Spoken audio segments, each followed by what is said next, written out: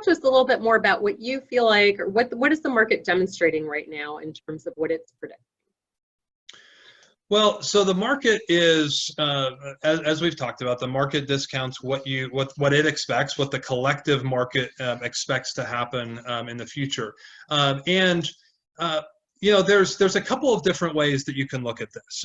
One of the more interesting stats that a couple of different organizations, I think Charles Schwab and Goldman Sachs, have put together similar data along these lines. But one of the more interesting stats is that over the past 23 elections, and so you're going back essentially 100 years or so at that point, over the last 23 elections, the performance of the stock market, the S&P 500, in the 3 months leading up to the election tends to actually be very predictive of whether the incumbent party stays in power or not.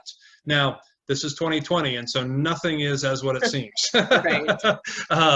And obviously, as I already talked about, any single number is way too simplistic of an idea to you know, kind of hang your hat on, if you will. But what I will say is this: the markets like consistency. The markets value being able to look forward and have a pretty good idea of what's going to happen economically, policy-wise, et cetera. And so what you have seen over the course of the past 100 years is that in the run-up to an election, in the 3 months prior to the election, when the stock market does well in those few months, the incumbent party stays in power almost all of the time. And when the stock market falls in the few months prior to an election, the incumbent party loses almost all the time. So there are only 3 examples out of 23 where that truth doesn't hold to be true. And so what we're reading from that, what we gain from that idea is that the incumbent party has policies and legislative agenda that is known because they've been in power. And when the market expects that party to continue in leadership, then the market tends to do relatively well because the market likes that consistency. When there's a bigger chance for upheaval, when there's a bigger chance for change, and of course you never know how big that change is actually going to be until somebody actually takes power and you know, starts to influence the political agenda more specifically, then there is more turmoil. There's a little bit more volatility. That doesn't necessarily mean it goes down 20% before the election, but the market on average falls. Now, how much do you read into that? Probably not a whole lot, but it is interesting to at least kind of think about it from that angle of consistency of markets is really beneficial.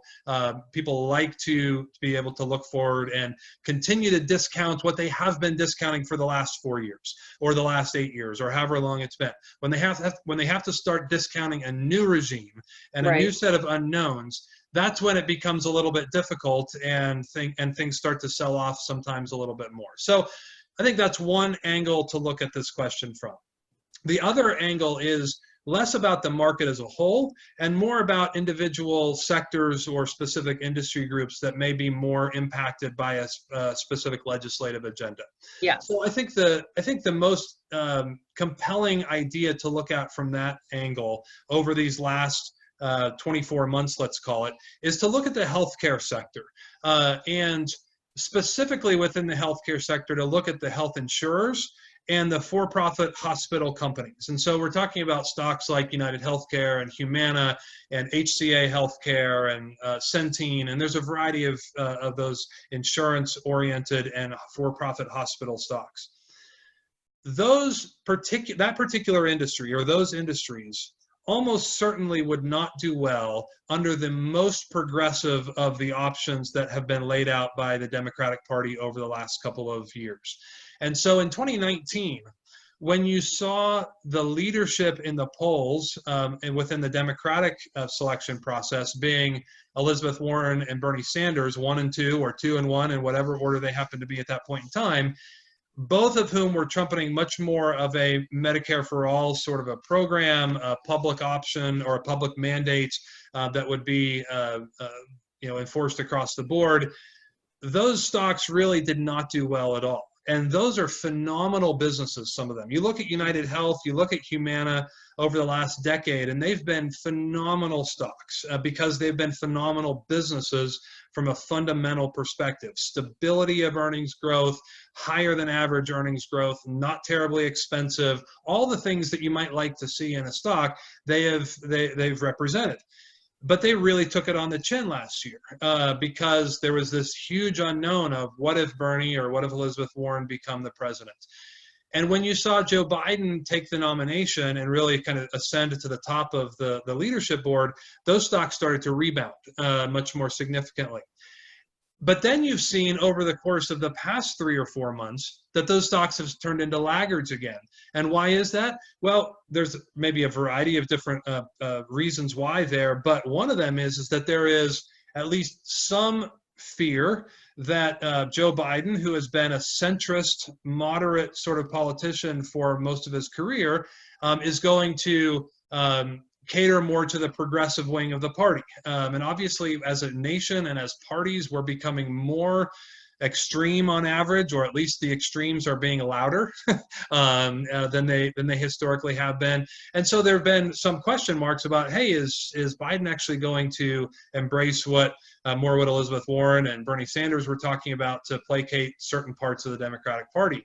So those stocks have suffered, at least relatively so. They haven't cratered, but they haven't gone up with this market advance over the past few months. Well, what do you see today? And I haven't looked at them in the last hour, but this morning, those stocks were up 3, 4, 5% because what did Joe Biden do last night? He reiterated, I am not what Elizabeth Warren and Bernie Sanders were. I'm not going to enforce a Medicare for all sort of program. I'm not going to get rid of private insurance.